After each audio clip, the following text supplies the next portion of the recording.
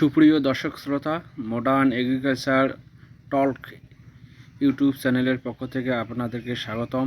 যারা দেশ এবং দেশের বাইরে প্রবাসে থেকে আমাদের এই প্রতিবেদনটি দেখছেন তাদেরকে আন্তরিক শুভেচ্ছা এবং ধন্যবাদ জানাই। দর্শক শ্রোতা, আপনারা জানেন যে বাংলাদেশের বিভিন্ন দূর দূরান্ত থেকে আমাদের এই থাইল্যান্ড আদার বীজ কৃষক পর্যায় থেকে তারা সংগ্রহ করতেছে। দর্শক, আপনারা জানেন যে বহু প্রজেক্টে কিন্তু আদা চাষে লস খাইছে এবং বিশেষ করে আপনারা জানেন লো কোয়ালিটির আদার ফলনের জাত ব্যবহার করে তারা কিন্তু আদার প্রজেক্টে লস খাইছে। দর্শক, অনেকে দর্শক লস খাওয়ার পরে কিন্তু তারা আমাদের সাথে বিভিন্নভাবে তারা যে প্রকারও তারা যোগাযোগ করতেছেন আমাদের, যে ভাই আমরা এই ধরনের আদা চাষ করে আমাদের আদার বস্তাপতি এই রকম ফলন হয়েছে।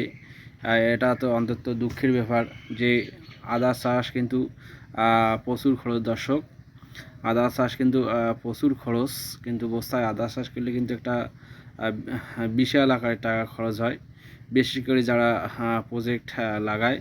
কেননা বিশেষ করে যারা প্রজেক্ট দেয় তারা কিন্তু একটা বিশাল আকারের টাকা কিন্তু অঙ্কের টাকা কিন্তু ব্যয় করে, কারণ তারা উচ্চ জাতের উচ্চ ফলনশীল যে আদার জাত আছে তারা এই জাতটাকে সিলেকশন না করে তারা শুধু এই বাড়ি 1 বাড়ি 2 এগুলোর পিছনে লেগে বসছে।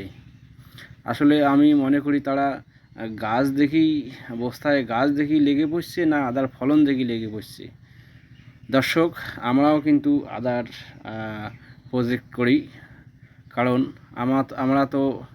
আমরা তো আদার কম ফলন হয়, আমাদের আদার কিন্তু বাম্পার ফলন হয়েছে। দর্শক, এই জন্য কিন্তু আমরা বাংলাদেশের যারা বিভিন্ন কৃষক আছে, তারা নতুন উদ্যোক্তা আছে, পুরাতন উদ্যোক্তা আছে, তারা এই আদা এখনও যে উচ্চ ফলনশীল জাত তারা কিন্তু এতদিন এটা তারা চিন্তা করতে পারে নাই। কিন্তু দুঃখের বিষয়, তারা কিন্তু এই বীজটা অন্তত যে প্রকার হোক তারা কিন্তু সংগ্রহ করে যাচ্ছে। আমি যেহেতু কৃষক, আমিও থাইল্যান্ড আদা চাষ করি, একটা বাম্পার ফলন অর্জন করি। দর্শক, সেই জন্য আমি কিন্তু কৃষকের কথা ভেবেচিন্তে কিন্তু আমি তাদেরকে যে প্রকার হোক তারা কুরিয়ার সার্ভিসের মাধ্যমে কিন্তু আমি তাদেরকে বীজগুলো পাঠিয়ে দিচ্ছি। দর্শক, আপনারা এইটা একটু চিন্তা করে দেখবেন। আসলে বস্তায় আপনারা সার বেশি দেন, 1 বছর দীর্ঘ সময় ধরে একটা পরিচর্যার ব্যাপার আছে, স্প্রে করার ব্যাপার আছে, আর সেখানে বছরের শেষে হারভেস্ট করার সময় আপনারা 400 গ্রাম 500 গ্রাম 600 গ্রাম 700 গ্রাম হাইডে না 800 গ্রাম আদা পাইলেন। এই ধরনের আদা পাইলে কি আপনাদের প্রজেক্টে কি লাভ হবে? আপনার তো একটা বস্তা প্রতি 50-60 টাকা করে খরচ হয়।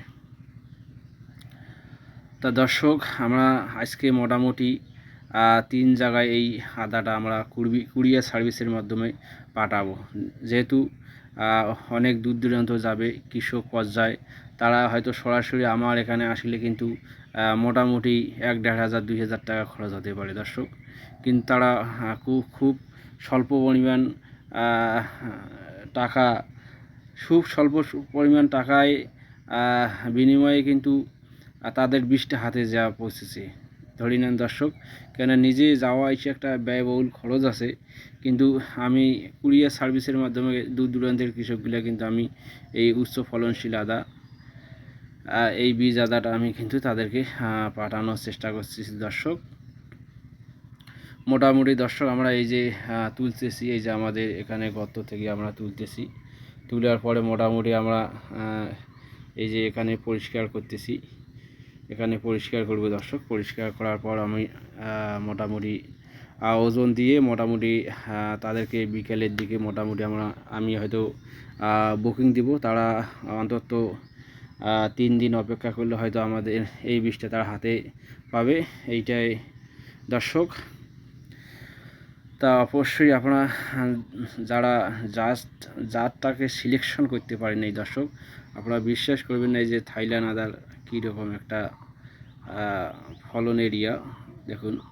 থাইল্যান্ড আদার যে একটা এই যে দর্শক আপনারা দেখুন এই যে মোটামুটি কীরকম চাপটা দেখতে, আপনারা দেখুন কত বড় চাপ কীরকম মোটামুটি একটা যে রংপুরোদ্গম থাইল্যান্ড আদার অলরেডি কিন্তু দেখুন অলরেডি চলে এসছে একটা অঙ্কুরোদ্গম যে আপনারা দেখতেছেন এই যে একদম কিন্তু চতুর্দিকে চলে আসছে এই যে থাইল্যান্ড আদা দেখুন দর্শক। এটা বস্তায় লাগাইলে আপনারা একটা সুন্দর ফলন পেতে পারেন, কেননা এই আদা মোটামুটি ওজনের দিক দিয়েও অনেক ভালো, আবার ফলনের দিক দিয়েও কিন্তু দর্শক এই থাইল্যান্ড জাতের আদা খুব ভালো। দেখুন দর্শক আমরা কিন্তু শিকড়গুলো এখনও পরিষ্কার করে নেই, আমি কিন্তু পরিষ্কার করব। দেখুন বিশেষ কিছু একটা আদার মধ্যে শিকড় নাই, তেমন একটা শিকড় নাই, শিকড় তেমন একটা নাই, হয়তো 5-7টা 4-5টা করে শিকড় থাকে চাপ প্রতি। তা দর্শক বেশি কিছু বলার আমার নেই, এটা একটা অন্তত খুব ভালো দিক যে অনেক উদ্যোক্তা নতুন উদ্যোক্তা বা অনেক পুরাতন উদ্যোক্তা কিন্তু তারা আদা চাষ ছেড়ে দেয় নাই, তারা অবশ্যই বাড়ি ওয়ান বাড়ি যেতে টু আদার ফলন তা দেখার পরেও তারা কিন্তু অনেক পুরাতন উদ্যোক্তা তারা অবশ্যই জাতটা চেঞ্জ করতেছেন, তারা অবশ্যই এবার থাইল্যান্ড জাতের আদা চাষ করার জন্য তারা লেগে পড়েছেন। আর যারা নতুন উদ্যোক্তা তারাও কিন্তু এই থাইল্যান্ড জাতের আদাটা চাষ করার জন্য চেষ্টা করতেছেন দর্শক, কারণ 1 বছর অপেক্ষা করতে হবে আপনাদেরকে এই আদার ফলনের জন্য দর্শক। কাজেই সঠিক জাত নির্বাচন করলে অবশ্যই আপনারা সঠিক ফলন পাবেন, কেননা আপনারা যদি লো কোয়ালিটি ফলনশীল জাতের আদা চাষ করেন তাহলে আপনার ফলাফল জিরোর দিকেই যাবে, এবং আপনারা যদি উচ্চ ফলনশীল আদা চাষের দিকে লক্ষ্য রাখেন তাহলে অবশ্যই কিন্তু আপনারা খুব ভালো ফলন পাবেন, এইটাই আশা করি দর্শক। তা দর্শক মোটামুটি আমরা বিভিন্ন দেশের আনাচে কানাচে যারা কৃষকরা আমাদের সাথে যোগাযোগ করতেছেন তাদের কিন্তু আমরা থাইল্যান্ড আদার বীজ দিয়ে দিতেছি। মোটামুটি তারা অবশ্যই আমাদের এই যে পরিশ্রম, আমি যে একটা পরিশ্রম করছি এই একটা পরিপূরক বীজ আদা রোগমুক্ত বীজ আদা কিন্তু আমি কঠিন পরিশ্রমের মাধ্যমে কিন্তু আমি এটা উৎপাদন করছি, এটা এমনিতে আমি হাওয়ায় করতে পারি নাই দর্শক, আমারও একটা খুব এটা কঠিন পরিশ্রম গেছি, কঠিন পরিশ্রম করছি আমি, কঠিন পরিশ্রম হয়েছে বলে আজ আমি একদম চকচকে ফ্রেশ যুক্ত আদা, কিন্তু একদম মুক্ত আদা আপনারা দেখুন, একদম পরিপূরক একদম কিন্তু চকচকে সোনালি কালার বর্ণ। এই সাধারণত থাইল্যান্ড আদা ব্রাউন কালার আকারে হয়ে থাকে, কিন্তু মোটামুটি যেহেতু বীজ আদা এর কালারটা দেখুন, মোটামুটি এর জার্মিশনও খুব চলে আসছে, এর অঙ্কুরোদ্গম মোটামুটি এর লাগে দিলে কিন্তু 20-25 দিনের মধ্যে গাছ কিন্তু তাড়াতাড়ি বাইর হবে দর্শক। তা দর্শক কঠোর পরিশ্রমের কারণে আমি মোটামুটি এই বীজ আদা উৎপাদন করতে পেরেছি, এবং আরও 10 জন কৃষক পর্যায়ে আমার এই বীজটা তারা চাষ করবে, এই বীজটা লাগানোর পর যারা যে বলবে যে আসলে এটা খুব আদার ফলন বেশি, এই আদা আসলেই চাষ করা ছাড়া যাবে না, কারণ এটা উচ্চ ফলনশীল আদার জাত, তারা এইটাই একদিন না একদিন মনে করবে যে আমার যে কঠিন একটা আমি পরিশ্রম করে এই বীজ আদাটা উৎপাদন করছি দর্শক, এইটা যেন আমার সার্থক হয়, এইটাই আশা করি দর্শক।